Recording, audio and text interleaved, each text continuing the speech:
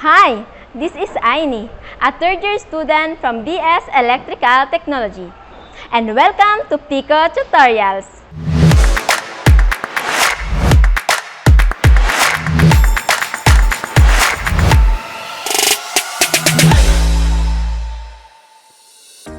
Today, I'm going to show you how to install and connect a forward and reverse motor control system.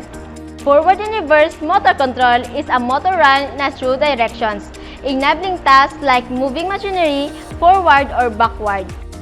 Before we begin, let's familiarize ourselves with the main components of the control system. Let's start with the three-phase induction motor. This motor will control in both forward and reverse directions.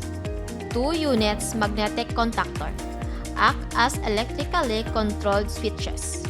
2 units thermal overload relay. It protects the motor and the circuit in a case of overcurrent or overload in the system. Stop, forward, and reverse push button. This push button controls the magnetic contactor for stopping, forward, and reverse rotation of the motor. Power wire 2.0 mm² standard. This wire used for wiring connection in the power circuit. Control wire 16 AWG auto wire. This wire used for wiring connection in the control system. Single and three-phase circuit breaker used to protect the circuit from short circuits and overloading. Pilot or indicator light. The visual indicator shows if the motor is running, stopping, standby mode, and fault condition. Terminal blocks provide a safe, secured, and organized way to connect the wires and cables. We have here a schematic diagram to interpret the functional output at the end. Next, let's look at the tools and instruments we need for assembling. Now, let's perform the actual wiring connection. Step 1. Secured all needed materials and test the functionality of its components.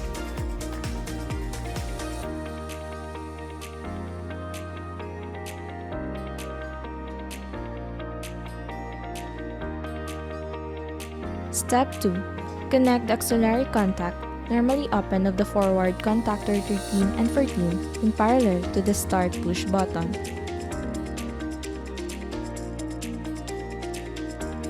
Connect in the series the stop and forward push buttons with one begun terminal of reverse button, holding coil, normally close contact NC21 and 22 of reverse contactor for interlocking. The forward pilot light will be connected in parallel to the holding coil A1 and A2 of forward contactor. Step 3.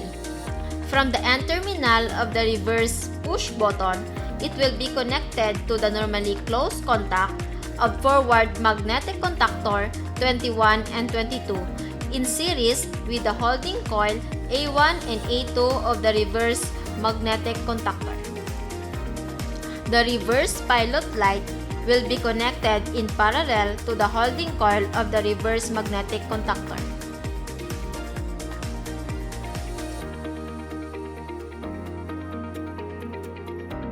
Step 4. The auxiliary normally closed contact of the forward and reverse magnetic contactor 31 and 32 is the pilot light for the standby mode. Connect in series from line 1 to terminal 95 of the overload relay. Also, the terminal 95 and 96 of thermal overload relay will be connected in series.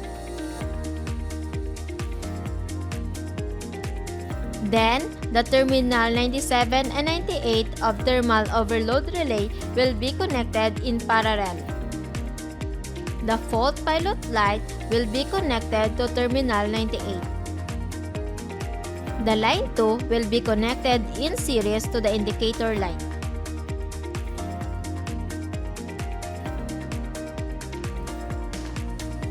Step 5.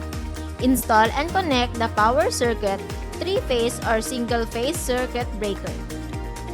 The main contact terminals 1, 3, 5 or RST of the forward and reverse magnetic contactors will be connected to the circuit breaker. Terminals 2, 4, 6 or UVW of the forward magnetic contactor will be connected to the main contact terminal of the overload relay and towards the electric motor terminals. Set the thermal overload relay in reference to the full load current of the motor. The circuit breaker shall be in minimum of 20 ampere and the size of wire is number 12 AWG or 2.0 mm². The wiring connection is already done. Let's test if the motor is functioning properly.